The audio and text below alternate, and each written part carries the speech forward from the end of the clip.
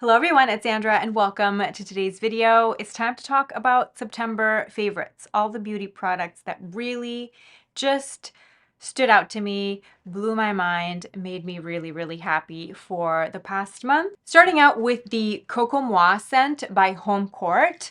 Homecourt has been one of my sleeper hits. It's been such a wonderful brand discovery. I've been a fan of the brand for the last couple of years, and they started out with just making stuff for the home. So they have, dish soap, hand soap, surface cleaner, they have candles, and they have 4 signature core scents, and I love all of them. They launched a new scent and also a foray into body care. So they launched a scent called Cocomoi, and Cocomoi came in a candle, a body wash, a body moisturizer, and I think they also have it as a like a fragrance oil. As soon as I read the scent description, I knew I had to try it. So I actually started out with the candle. An exotic blend of fresh coconut water, cedarwood, creamy fig, sweet cardamom, vetiver, and black pepper, inspired by the warm, grounded feeling of walking on the beach at sunset. I ordered the candle, fell in love with the candle. My mom loved the candle too. As soon as I smelled it, I was like, wow, this is such a beautiful scent. And it really is a beautiful seasonless scent for the home and the body. So then I ordered the shower gel and more recently got the body mist as well. If you like Le Labo Santal 33 and you also like ttsandra Debaser or Diptyque Philosophos, that is kind of the vibe of this fragrance. It also has a little bit of sweetness because of the coconut water and the creamy fig, but it's not sweet. I wouldn't call it like sweet, typical coconutty, but it's also not too woody. It's just kind of in the middle. Oh my God, I just can't get enough. It's such a beautiful scent. I like to have a body mist in my life every now and then, but if a body mist isn't your thing, I would recommend probably starting out with a candle. The next fragranced body care product that has really stolen the show for me this past month has been the Parfums de Marly Delina Dry Body Oil. Now, I love the smell of Delina, and I didn't like it when I first smelled it. So I went from not liking it to absolutely loving it, and now it's a scent that I just, I just crave. I don't have the actual perfume, but I wanted to smell, like I wanted the scent of Delina, but in a slightly more quiet, subdued version. And they have like a body lotion now. They have a hair perfume. So they've definitely expanded the world of Delina since it's been such a hit for the fragrance house. I thought that a dry body oil will be really nice as we head into fall. I love that it has a spray. It's a very fine mist and it just leaves a little bit of glow on the skin. It moisturizes the skin a little bit, but it's a dry oil. It's not greasy at all. It sinks into the skin and smells like Delina, but it's a little bit more cozy. The Delina perfume by itself is a little bit brighter, but the body oil just kind of, I don't know, maybe because of the body heat, it just kind of, I don't know, it ends up smelling more cozy. So the top notes of Delina are lychee, rhubarb, bergamot, and nutmeg. The middle notes are Turkish rose, peony, musk, petalia, and vanilla. The base notes are cashmere, incense, cedar, and Haitian vetiver. So it's just a really beautiful, fruity rose with a slightly sweet, woody background. And it's just it's so addicting. It's so pretty. Pretty is the perfect way to describe it. So I've been loving this. And then the other rose fragrance that I discovered this past month that I really liked is Rose Saltifolia from Maison Crivelli. I do like a lot of rose fragrances, but I'm particular about my rose fragrances. I personally don't like rose, amber, and vanilla together, which is a very common combination. This rose is a fresh aquatic marine rose. So the inspiration for this fragrance is garden roses growing in a garden that's by the sea. Can't even describe to you how incredible this fragrance is. It's one of the most unique rose fragrances that I've ever smelled because it has that marine aquatic freshness.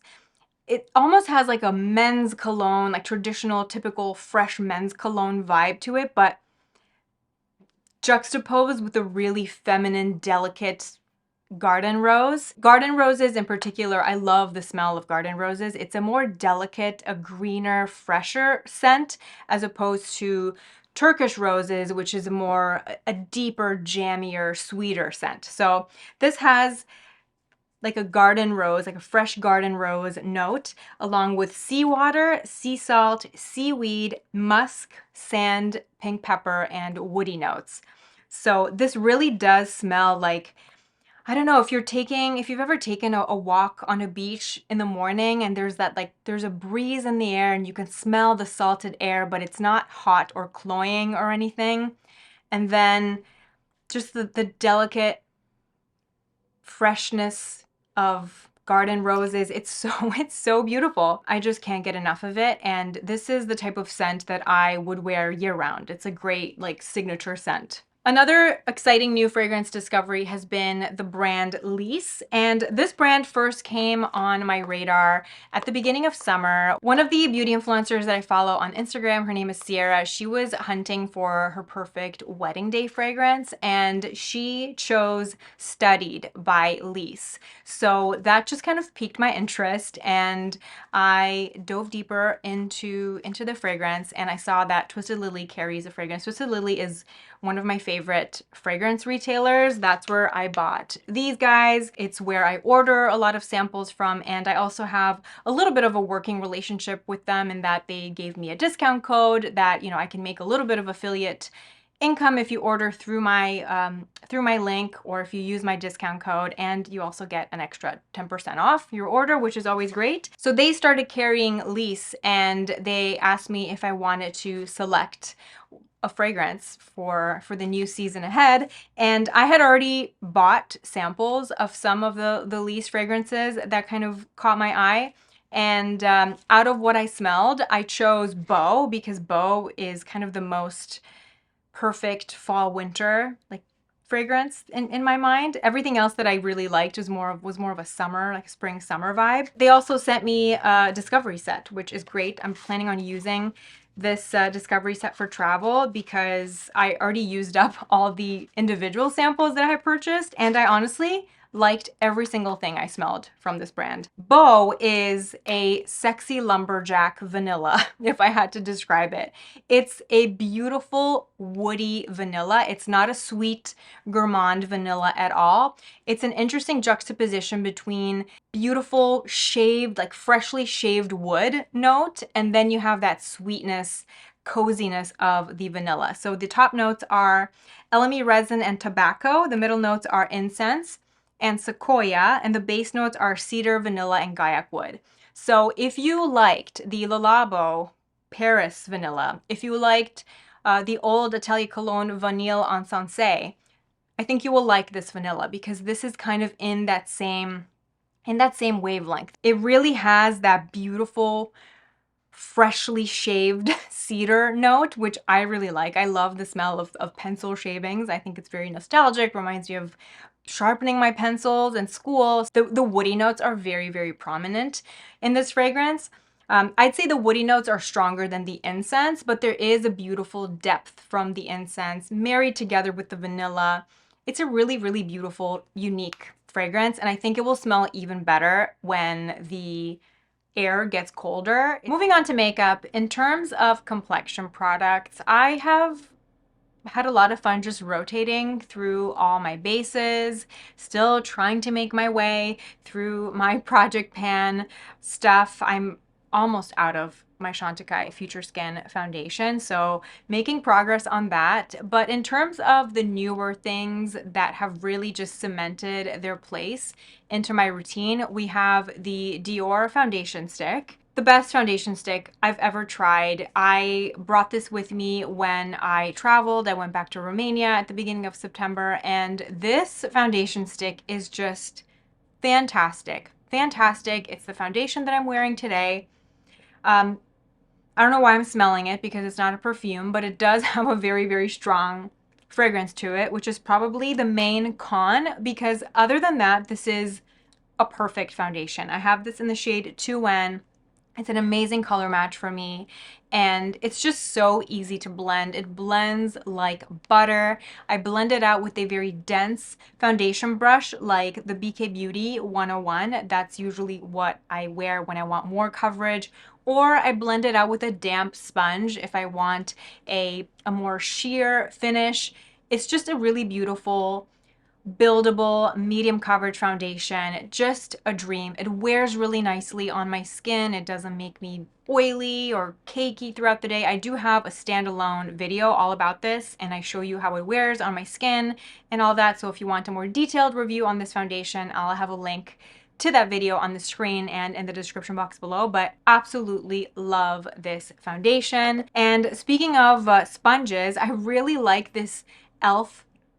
sponge. This is, I think they're calling it like a sculpted concealer sponge. I'm not sure. I can't remember the official name of it, but I really like the shape of this. It's just a little bit more elongated, so it's really great for blending out concealer or getting into the crevices around the nose, but it's still big enough to be used to blend out foundation too. So I've just been kind of using it for everything, and it's been really, really great. The Westman Atelier concealer has been lovely. I've been using this on most days under my eyes. I also have a more in-depth video talking about my experience with this concealer and a wear test and all of that. So I will also link to that video below and on the screen. But long story short, I've really been enjoying this as an under eye concealer every day. It's been working like a charm, and I use shade L4 in this concealer.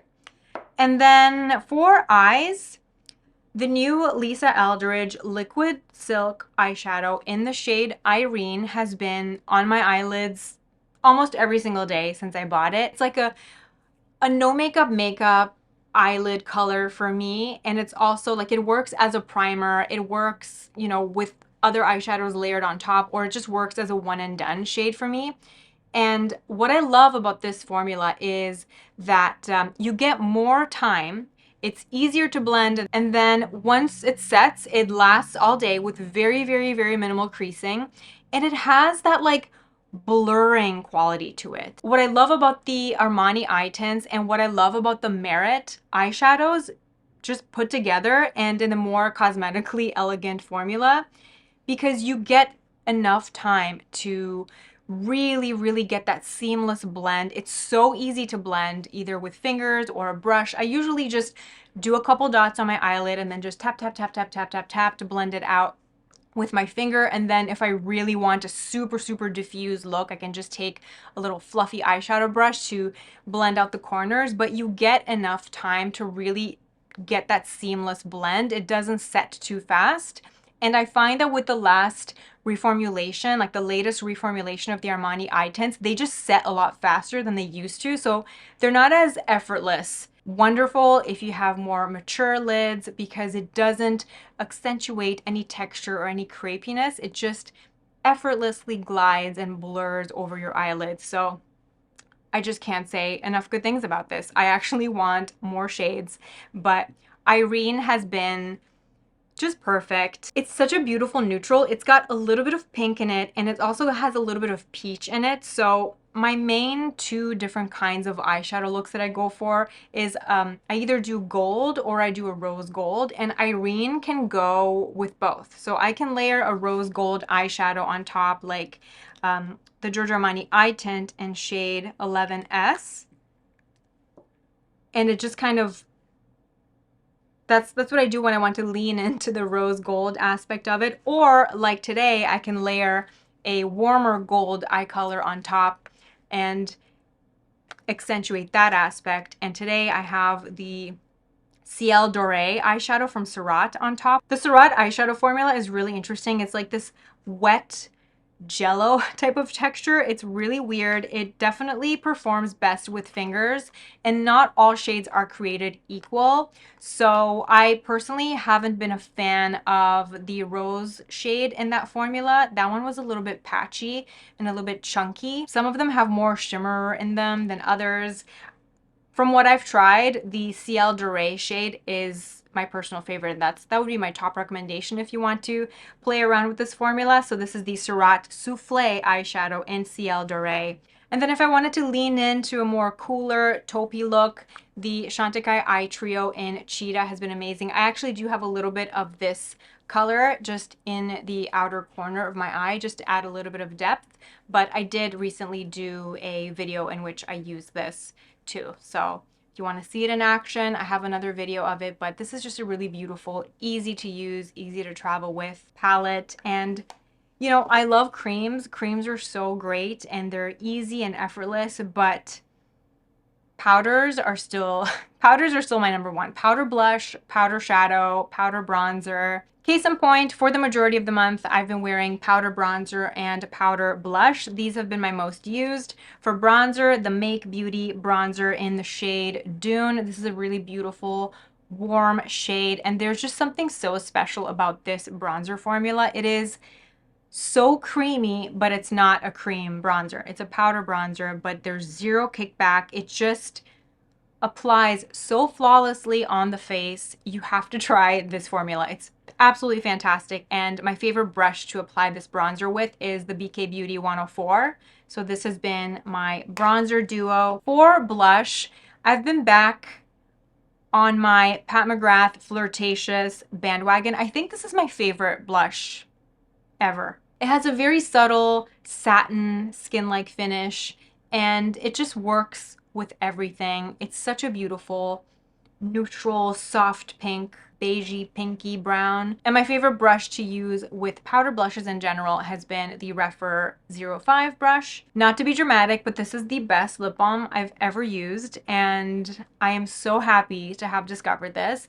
I had seen rumblings about how amazing this is online, and then I just wanted to, you know, use up some of the lip balms that I had, and then I finally caved and I ordered this. And this is by the brand Eadem, and this is their clear lip balm. They have this in a bunch of different shades. I just wanted the clear version. The clear one is called Butter Mochi, but it's just a clear, thick lip balm with a glossy finish, and it has this beautiful cooling metal applicator.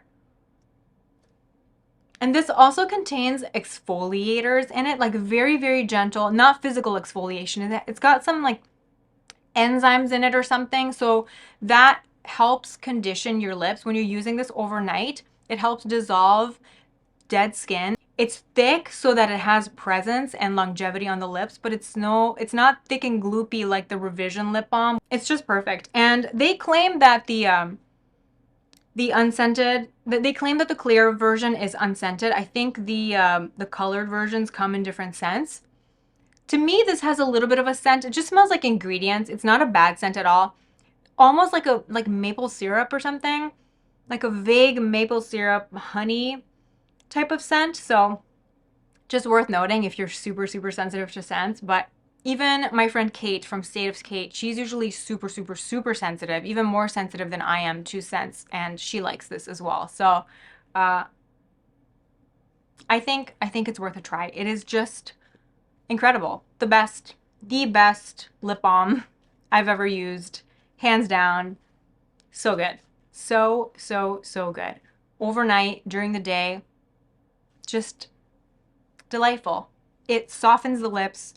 It exfoliates them in a gentle way, and you can feel the hydration for hours. Even like if I'm applying this in the morning, and then as I get throughout my day, maybe after lunch, after I eat my lunch, then I finally stop feeling it on my lips, but it does last for hours. Even after it fades away, my lips still feel hydrated and moisturized for an extended period of time. It's the type of product that truly feels like a treatment. So can't say enough good things about it. I see that you can get this at Sephora now. The clear one has been sold out for a while, but I just got this from the website, the brand's website. All shades were in stock, and the clear one was in stock on their website, but last time I checked, the clear one was sold out at Sephora. But hopefully they'll restock if you prefer shopping at Sephora. I'll have links to both places in the description box. But wow, Worth the hype, absolutely. For an actual lip color, the lipstick that I'm wearing today and the lipstick that I've been wearing on most days, and funny enough, every single time I've worn this, either on Instagram or in another YouTube video, I've always gotten messages or comments or DMs asking me what's on my lips. You all love this lip color too. It's the Chantecaille Lip Veil in the shade Desert Lily. It's just a really gorgeous, easy to use, pinky rosy shade. So beautiful, so comfortable. This is the lip color that I'm wearing today, and I can wear with a bunch of different lip liners and shift it depending on what direction I want to go in. If I want to cool it down and add a little bit more pink, I will use the Lisa Eldridge 2C lip liner with it. So let me swatch it next to it. If I want to warm it up, like today, I will use Victoria Beckham number 2 lip liner with it. And look at this. Look how tiny it is. I'm almost out of this. Mauvey brown kick to it. I've been using NYX Los Angeles. So it's the type of lipstick color that just works with a bunch of different lip liners, and you can, it's a bit of a chameleon. You can play around and shift it a bunch of different ways depending on what look you're going for. So here we have it. We have the Chantecaille Lip Veil in Desert Lily, and then this is Lisa Eldridge 2C lip liner. This is Victoria Beckham number 2 lip liner, and then this is the NYX Los Angeles lip liner. 2 hair standouts, both from Crown Affair. Everything I've bought from this brand has been fantastic. I haven't tried everything from them, but what I've tried has been a huge hit. Starting with their dry shampoo, this is so good. It's an amazing dry shampoo. It's a dry shampoo powder that comes in a little container. It's almost like a loose powder. It also comes with this little brush. Now, they have since improved the packaging. This is the old packaging of it. They've now made it refillable, and now it has like a closing mechanism, because the one that I have in the old packaging is it just has holes at the top, and it gets really, really messy. I can't really travel with it. This is such an amazing dry shampoo. I don't use dry shampoo often, but when I do, this is incredible. This is the closest that I found to my old Holy Grail shampoo, which was by a brand called Ojon. They don't exist anymore. The brand went under a long time ago, but they used to make this amazing loose powder dry shampoo, and that was my Holy Grail dry shampoo, and the dry shampoo that I compare all dry shampoos against, and I have never found something that even came close to that until this.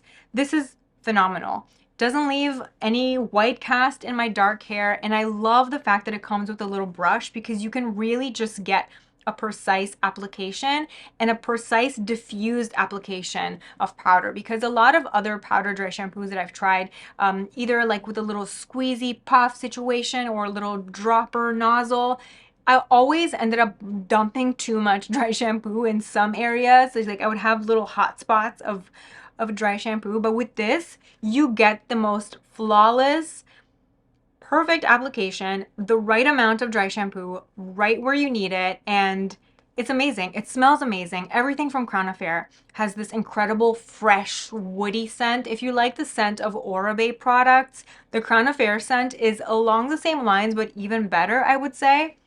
Kind of smells like Mojave Ghost by Rado. It's that type of refreshing woody scent. I cannot rave about this enough. Under dire conditions, I've even used this multiple days in a row, and it still felt amazing in my hair without irritating my scalp. My scalp is quite sensitive. And then their leave-in conditioner has also been amazing. This is the little baby travel size. I have such fine, thin hair that it takes me a long time to get through full sizes of product. So with a lot of hair stuff, if it comes in a travel size or a mini size, I will get that first to try, and that will usually last me months. So I use this as a leave-in conditioner on damp hair after I wash it, and then, you know, before I blow dry it.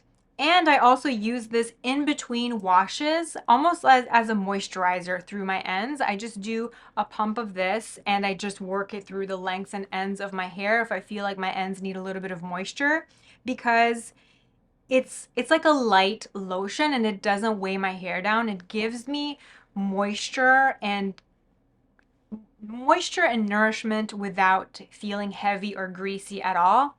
because before this, I would use a hair oil for this purpose, you know, in between washes just to condition and add moisture and hydration to my ends. Hair oil can be a little bit greasy in my hair, especially if I'm using it, you know, 3 days in a row. I can weigh my ends down with hair oil, but this has been the perfect alternative to that because it's not oily or greasy, but it still makes my ends feel really, really nice and moisturized. So those are all the beauty products that have been the cream of the crop for me from the past month. I do have one book recommendation. I really fell off the reading train. I had all these grand ideas about how I'm going to get back into reading this summer and make my way through all the books on my wish list, and you know what? I even let my library card expire. I haven't even been able to loan, like to get any more books. And I still have books that I bought that I need to read. So I have a lot of catching up to do, but I did manage to finish one book that I really, really, really loved and that I will recommend to you. It's historical fiction, which is one of my personal favorite genres of books, and it's called Trust by Hernan Diaz, a genre-bending, time-skipping story about New York City's elite in the Roaring '20s and Great Depression, a riveting story of class, capitalism, and greed. So yeah, it's interesting. I really enjoyed the structure of it, and it goes, yeah, it just kind of goes over the story of this very, very, very wealthy man. And during a time of great suffering in America, during the Great Depression, he managed to like gamble, you know, time the stock market, whatever. He actually made a lot of money because of the Great Depression. Meanwhile, everybody else lost their livelihood, lost everything. So when everybody around him lost everything, he made a fortune, essentially. So it's kind of like the story of him and the story of his marriage and people that worked for him. And if you like historic fiction in general, if you like the TV show The Gilded Age, if you liked the movie The Big Short, I feel like you will like this book because this kind of has elements of all of those things put together, told in a really creative way, because there is, like I said, there is a novel within a novel. It was the kind of book that kept me up at night in the best way because I just had to find out what happens next. But it wasn't like a scary murder thriller or anything because those give me too much anxiety. I can't read those books. There's just something about finishing a good book that I haven't been able to recreate through other mediums. So it's something that I always like to dive back into, even though I'm not as consistent with it as I'd like. I have some friends that read like 50 books, 100 books a year. And I actually have a friend that reads on the treadmill. I don't have a treadmill, but I saw that the Peloton has a Kindle. Like you can hook up your Kindle to Peloton somehow so you can read as you're doing a Peloton ride or something. Should I do that? Do you do that? Let me know if you've taken advantage of that, or if you read on the treadmill, or if you read on a stationary bike or anything, or on a walking pad. Let me know. Let me know your secrets, your tips.